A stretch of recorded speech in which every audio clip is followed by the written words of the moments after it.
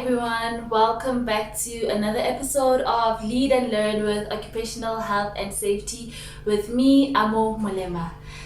Thank you guys for joining us. Please remember to subscribe to the channel. Please remember to like the videos and also comment in the comment section. Mark the register, baby. Let me know who's watching. Safety officers, safety reps, safety consultants or managers.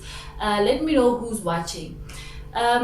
Also guys, please remember to add in the comment section some things that you would like for us to discuss as the channel progresses. And yeah, welcome to the channel, Lead and Learn with Occupational Health and Safety. Today on this episode, we're going to discuss the 37/2, its meaning, its purpose, and what exactly it entails in the 37/2. 37/2 / mandatory agreement, it means vicarious liability to the employer, which also means liability without fault for the employer. Now this means that anything can happen in the workplace in the absence of the employer. He or she will still be held liable even though he was not there. That is what vicarious liability means, right? So now this is an action or an omission which is controversial to the Occupational Health and Safety Act or in any of its regulations. Okay, so now there's only 3 times that an employee can be held liable, right? The cases include if the employee was acting without permission, if the employee was acting outside of his job scope, and also if there is clear instruction from the employer that or to stop the employee from doing what he wanted to do. So basically, if like there was a very clear instruction that do not do this, do not omit or do not do this, which is controversial to the act. That is the only time that the employee will be held liable in his own capacity. Now, Section 2 of Section 37 applies to the contractor. Now, this one, it confirms number one, it first regards the contractor as an employer. If the contractor is regarded as an employer, it means all the general duties under Section 8 of the employer now apply to the contractor.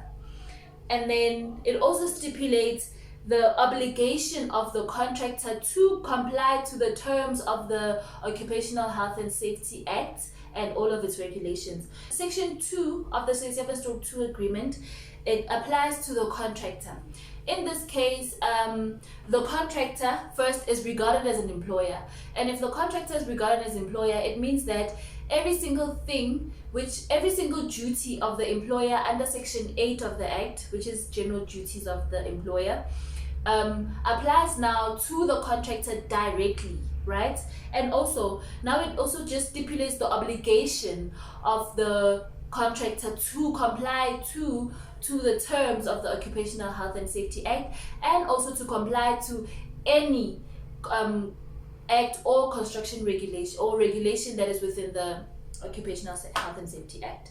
Now, what are some general things that would be entailed in the 37/2 agreement? But obviously it's not limited to, it could be more than what I'm about to tell you, or it could be but it will never be less, because I think these are the most basic things, but it would never be less than these, but it could be way more depending on also what you guys agree on between the client and the contractor. So one, the 37/2 will entail of the general duties of the employer, which are found under Section 8 of the Act.